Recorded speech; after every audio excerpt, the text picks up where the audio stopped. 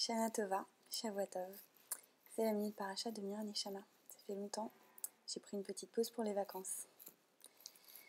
Bereshit qu'on a lu, Shabbat passé dans les synagogues, la première paracha du premier livre de la Torah. On a réouvert le Chumash, la Torah. Et moi, sur Bereshit, j'avais envie de me focaliser sur le récit de la création de l'homme. Je ne sais pas si vous avez remarqué, il y a deux récits de création de l'homme. Premièrement dans le chapitre 1, et ensuite dans le deuxième chapitre, il y a un nouveau récit de création de l'homme. Dans le premier chapitre, l'homme est né d'un désir, est né d'une idée. Faisons l'homme à notre image, à notre ressemblance. Et l'homme a été créé, mâle et femelle à la fois. Bon. Et puis on arrive au chapitre 2. Et là, on voit Vayatsar Hashem Elokechem et Adam. Et Dieu a façonné Yatsar, il a fait une forme. Donc là, on n'est plus dans la parole, on n'est plus dans l'intention, on n'est plus dans faisons cela. Il l'a façonné, donc avec cette image-là de faire quelque chose avec ses mains. Afar minha adama. Et donc l'homme, c'est quoi? Afar minha adama. Et ça, c'est important de s'en souvenir. On est juste ça.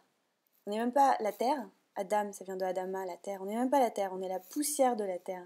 Et c'est ce que dit Colette aussi, dans cette phrase très très connue qui dit je suis poussière et je redeviens poussière.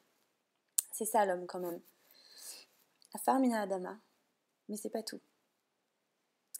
Vayafar be'apiv. Et il a fait pénétrer dans ses narines.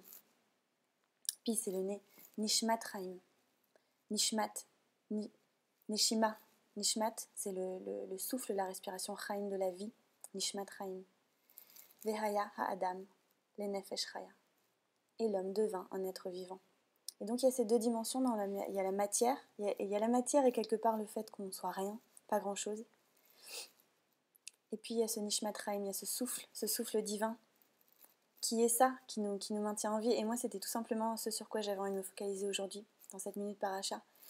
Qu'on se souvienne tous, quand on a l'impression d'être si important, et d'ailleurs le fait d'avoir beaucoup de soucis, ça vient aussi du fait de se sentir si important et que nos vies, nos décisions, c'est si important. Poussière de la terre pour quelques décennies.